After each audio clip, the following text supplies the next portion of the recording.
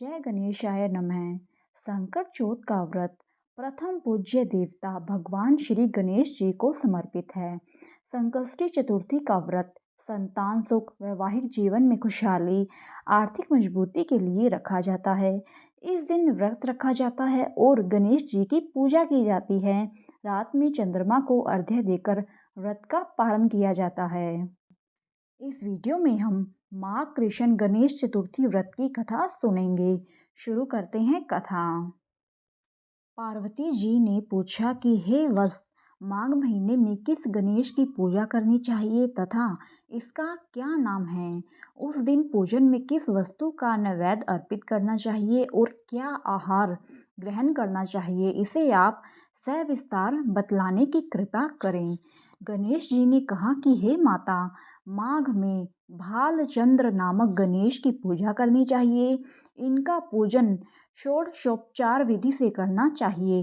हे माता पार्वती, इस दिन तिल के 10 लड्डू बना ले, 5 लड्डू देवता को चढ़ावे और शेष 5 ब्राह्मण को दान में देवें। ब्राह्मण की पूजा भक्ति पूर्वक करें। उन्हें दक्षिणा देने के बाद उन 5 लड्डुओं को उन्हें प्रदान कर दें। हे देवी, तिल के 10 लड्डुओं का स्वयं आहार करें। इस संबंध में मैं आपको राजा हरिश्चंद्र का वृतांत सुनाता हूँ। सतयुग में हरिश्चंद्र नामक एक प्रतापी राजा हुए थे। वे शाक्त धर्म में पटु, सरल स्वभाव, सत्यनिष्ठ और विद्वान ब्राह्मणों के पूजक थे। हे देवी, उनके शासनकाल में अधर्म नाम की कोई वस्तु नहीं थी। उनके राज्य में कोई अपाहिज, दरिद्र या दुखी नहीं था। सभी लोग आदि व्याधि से रहित एवं दीर्घायु होते थे। उन्हीं के राज्य में एक ऋषि शर्मा नामक तपस्वी ब्राह्मण रहते थे। एक पुत्र की प्राप्ति होने के बाद भी वे स्वर्गवासी हुए। पुत्र का भरण पोषण उनकी पत्नी करने लगी। वह विधवा ब्राह्मणी भिक्षाटन के द्वारा पुत्र का पालन पोषण करती थी। उस ब्राह्मणी ने माघ मास की संकटा चतुर्थी का व्रत किया। वह पतिव्रता ब्राह्मणी गोबर से गणेश जी की प्रतिमा बनाकर सदैव पूजन किया करती थी। हे पार्वती, भिक्षाटन के द्वारा ही उसने पूर्वोक्त रीति से तिल के 10 लड्डू बनाए। इसी बीच उसका पुत्र गणेश जी मूर्ति अपने गले में बांधकर स्वेच्छा से खेलने के लिए बाहर चला गया। तब एक नर पिशाच कुम्हार ने उस ब्राह्मणी के 5 वर्षीय बालक को जबरन पकड़कर अपने आंवा में छोड़कर मिट्टी के बर्तनों को पकाने के लिए उसमें आग लगा दी। इधर उसकी माता अपने बच्चे को ढूंढने लगी। उसे न पाकर वह बड़ी व्याकुल हुई। वह ब्राह्मणी विलाप करती हुई गणेश जी की प्रार्थना करने लगी। हे गणेश जी, विशाल शरीर वाले, हे सूर्य नारायण की लाली से सदृश कांतिशाली, हे सुंदर जटा समूह को धारण करने वाले, आप इस दुखिनी की रक्षा कीजिए। हे गजानन, हे 4 भुजाधारी, हे मस्तक में चंद्रमा को धारण करने वाले, हे विनायक, हे अनाथों के नाथ, हे वरदायक, मैं पुत्र के वियोग में व्यथित हूँ, आप मेरी रक्षा कीजिए। वह ब्राह्मणी इसी प्रकार आधी रात तक विलाप करती रही। प्रातःकाल होने पर कुम्हार अपने पके हुए बर्तनों को देखने के लिए आया। तब उसने आंवा खोल के देखा तो उसमें जांघ भर पानी जमा हुआ पाया। और इससे भी अधिक आश्चर्य उसे जब हुआ कि उसमें बैठे एक खेलते हुए बालक को देखा।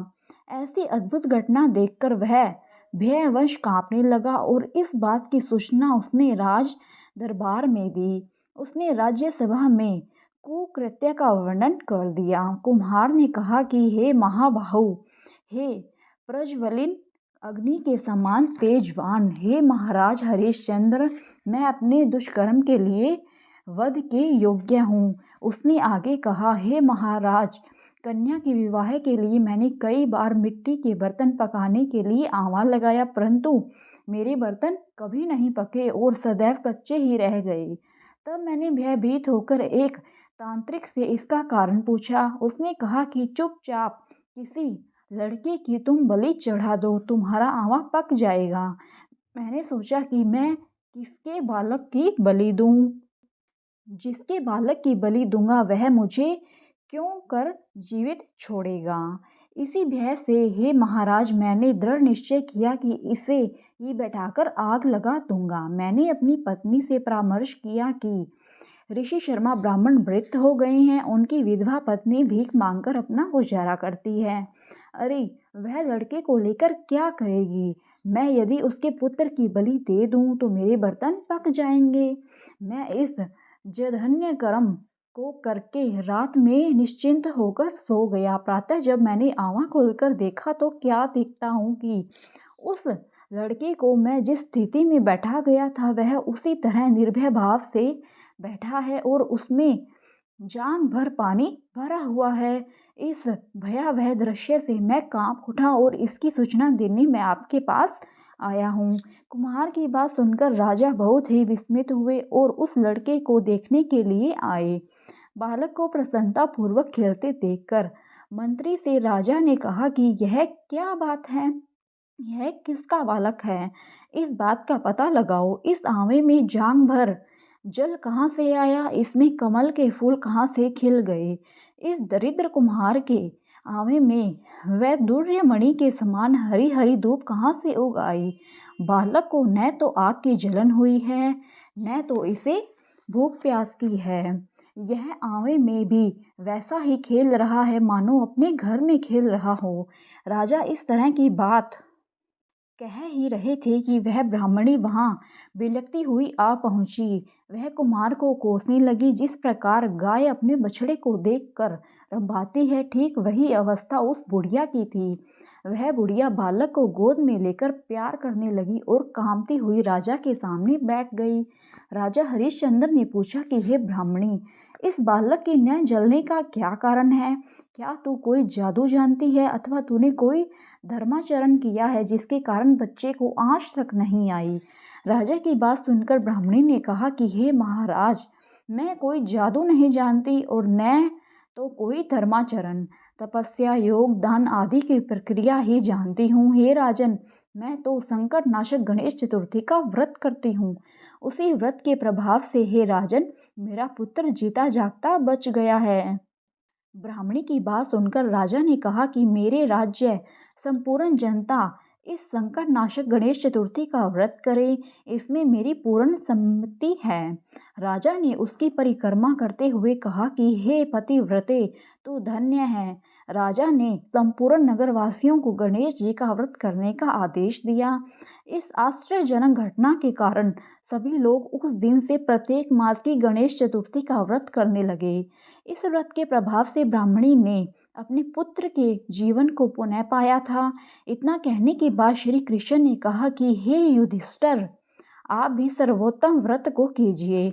इस व्रत के प्रभाव से आपकी सभी कामनाएं पूर्ण होगी। आप मित्रों, पुत्रों और पौत्रों को सुख देने वाले साम्राज्य को प्राप्त करेंगे। हे महाराज, जो लोग इस व्रत को करेंगे उन्हें पूर्ण सफलता मिलेगी। भगवान कृष्ण की बात से युधिष्ठिर बहुत प्रसन्न हुए और महाकृष्ण गणेश चतुर्थी का व्रत करके निष्कष्ट राज्य भोगने लगे। धन्यवाद मित्रों, यह कथा यहीं पर समाप्त होती है। इस व्रत से जुड़ी और भी कथाएं सुनी जाती है। वह सभी कथाएं मैं आगे की वीडियो में आपको सुनाऊंगी। अगर आप सभी को आज की यह कथा अच्छी लगी हो तो मेरी वीडियो को लाइक करें, शेयर करें और मेरे चैनल को सब्सक्राइब अवश्य ही करें। माँ कृष्ण गणेश चतुर्थी को तिलकुटी चौथ के नाम से भी जाना जाता है और इस दिन तिलकुटे का भोग लगाया जाता है। तिलकुटी चौथ के व्रत को प्रत्येक सुहागिन महिलाएं करती है और जो महिलाएं निसंतान हैं उनको यह व्रत अवश्य ही करना चाहिए, क्योंकि इस व्रत को करने से भगवान श्री गणेश जी संतान की प्राप्ति देते हैं तथा संतान दीर्घायु, स्वस्थ, निरोगी रहता है तथा इस व्रत के करने से बच्चे को हर प्रकार के सुख की प्राप्ति होती है। इसलिए जो भी महिलाएं अपने बच्चे को सुखी देखना चाहती हैं उस महिला को यह व्रत अवश्य ही करना चाहिए। इस व्रत को करने से श्री गणेश जी की कृपा पूरे परिवार पर तथा घर की संतानों पर हमेशा बनी रहती है। धन्यवाद मित्रों। आज की यह वीडियो यहीं पर समाप्त होती है। अगर आप सभी को यह वीडियो पसंद आई है तो मेरी वीडियो को लाइक करें, शेयर करें और मेरे चैनल को सब्सक्राइब करें। धन्यवाद। जय श्री गणेश जी महाराज की।